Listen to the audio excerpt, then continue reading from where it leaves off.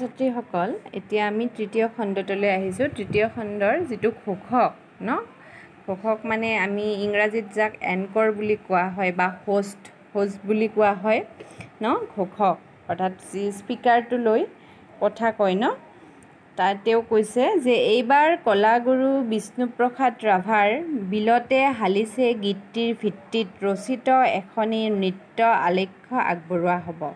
কলাগুৰু বিষ্ণুপ্ৰসাদ ৰাভা ন, যিটো আমি 20 জুন আমি পাৰ কৰি আহিছোঁ, ৰাভা দিৱস হিচাপে পালন কৰা হয়। আৰু তেওঁৰে ৰচিত বিলতে হালিছে, শুনিছানে গীতটো তোমালোকে? নে কোনোবাই গায়ো পাইছা? ধুনীয়া এটা গীত হয়, বিলতে হালিছে। গীতটিৰ ভিত্তিত কি হ'ব? এখনি নৃত্য আলেখ্য আগবঢ়োৱা হ'ব। পৰিৱেশন কৰিব সেই নৃত্য আলেখ্যখন কোনে কোনে পৰিৱেশন কৰিব? শ্ৰীমতী সোণমিলি আৰু তেওঁৰ সতীৰ্থসকল, সোণমিলি আৰু তেওঁৰ সহপাঠী বা ক্লাছমেটসকল। চৌঘৰত শৈলবালা, মালতী আৰু সোণমিলিহঁতৰ কথোপকথন শুনা যাব। চৌঘৰ মানে তোমাৰ একদম নাটকৰ মঞ্চ নহয়, নাটকৰ মঞ্চৰ পিছফালে থকা চৌঘৰত ন, শৈলবালা, মালতী আৰু সোণমিলিসকলৰ এতিয়া কথোপকথন শুনা যাব। শৈলবালাই কৈছে আমি ততাতৈয়াকৈ মানে খুব লৰালৰিকৈ ন, মানে আমি যিটো কওঁ হাৰি আপ, যিটো কওঁ আমি মানে সেইটো শব্দৰ অৰ্থ।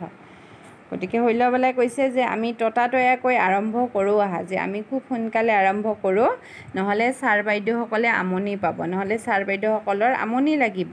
সোণমিলিয়ে কৈছে এৰা ৰিহাখন ঠিক ঠাক কৰি লওঁ ৰ'বা। সোণমিলিয়ে তেতিয়া কৈছে ৰিহা হৈছে চাদৰ মেখেলাৰ ন, যিখন চাদৰ এখন, ৰিহা হৈছে এখন চাদৰ। কিন্তু কি হয়, অসমীয়া সংস্কৃতিত থাকে আমাৰ যে ৰিহা যোৰা, ৰিহা চাদৰ মেখেলা, আৰু চাদৰ মেখেলাৰ লগত কি হয়, এখন মানে এক্সট্ৰাকৈ ৰিহা চাদৰো থাকে, তোমালোকে জানিবা কেতিয়াবা নিশ্চয়। তেতিয়া সেই ৰিহাখন সোণমিলিয়ে ক'লে ঠিক ঠাক কৰিলোঁ। শৈল ফোঁটটো লৈ যোৱা, ফোঁটটো ল'ব দিলে, যিটো নেকি আমি বিন্দি বুলি কওঁ। মালতী বোলা আমি নৃত্য আলেখ্যখন আৰম্ভ কৰোঁগৈ। মালতীয়ে ক'লে বোলা এতিয়া আমি সাজু আৰু নৃত্য আলেখ্যখন আমি আৰম্ভ কৰোঁগৈ। তেওঁলোকে মঞ্চত প্ৰৱেশ কৰি বিষ্ণু ৰাভাৰ বিলতে হালিছে গীতটিৰ তলে তলে নাচিবলৈ আৰম্ভ কৰিলে। তেওঁলোকে কি কৰিলে? তেওঁলোকে মঞ্চত প্ৰৱেশ কৰি বিষ্ণু ৰাভাৰ বিলতে হালিছে গীতটিৰ তালে তালে নাচিবলৈ আৰম্ভ কৰিলে। আৰু মঞ্চত উঠি তেওঁলোকে যিটো বিষ্ণু ৰাভাৰ বিলতে হালিছে সেই গানটোৰ তালে তালে নাচিবলৈ ধৰিলে। নৃত্যৰত অৱস্থাত হঠাৎ শৈলবালা মূৰ্ছা গৈ বাগৰি পৰিল। এনেদৰে নৃত্য কৰি থাকোঁতে শৈলবালা হঠাৎ মূৰ্ছা মানে চেঞ্চলেছ হৈ পৰি যোৱা ন, মূৰ্ছা গৈ বা মাথা ঘূৰাই বাগৰি পৰিল। সকলো ফালে হোৱা দোৱা লাগিল। আৰু এনেকুৱা এটা সুন্দৰ পৰিৱেশত ন, এনেকৈ ছাত্ৰী এজনী এনেকৈ হঠাৎ বাগৰি পৰিল, তেতিয়া চাৰিওপিনে মানে হাহাকাৰ লাগি গ'ল। হোৱা দোৱা মানে হাহাকাৰ লগা। কি হ'ল বুলি ছাত্ৰ ছাত্ৰীৰ লগতে শিক্ষক শিক্ষয়িত্ৰীসকলো উধাটো খাই আহিল। আৰু সকলোৱে কি হ'ল বুলি দৌৰি উধাটো খাই আহিল। সোণমিলিয়ে ক'লে মালতী শৈলক ধৰাচোন। সোণমিলিয়ে মালতীক কৰে যে শৈলক ধৰাচোন, আমি দাংকোলাকৈ নি বাইদেউৰ কোঠাতে থওঁগৈ ন, যে আমি তাইক দাঙি পেলাই কিবাকৈ নি বাইদেউৰ কোঠাতে, এইটো ক'লা নহয় দেই, বাইদেউৰ কোঠাতে থওঁগৈ, অৰ্থাৎ প্ৰধান শিক্ষয়িত্ৰী বাইদেউৰ আমি ৰুমলৈ লৈ যাওঁ। প্ৰধান শিক্ষয়িত্ৰীয়ে তেতিয়া কৈছে বোলা আৰু এজনীয়ে ধৰাচোন। প্ৰধান শিক্ষয়িত্ৰীয়ে কি ক'লে? বোলা আৰু এজনীয়ে ধৰা ন, মানে শৈলবালাক ধৰিব দিছে। চাবা হওক যাতে কষ্ট নাপায়, যে তোমালোকে অতি সাৱধানে লৈ আহিবা যাতে কষ্ট নাপায়।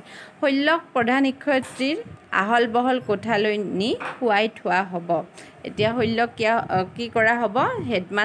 হেডমিষ্ট্ৰেছ অৰ্থাৎ প্ৰধান শিক্ষয়িত্ৰী কোঠালৈ নি অৰ্থাৎ ৰুমলৈ নি শুৱাই থোৱা হ'ব। তেতিয়া সোণমিলিয়ে ক'লে এতিয়া আকৌ বিদ্যুতেই নাই, বিদ্যুৎ মানে কাৰেণ্ট, লাইট নাই আৰু ন, এতিয়া বিদ্যুতে নাই। কোনোবাই এখন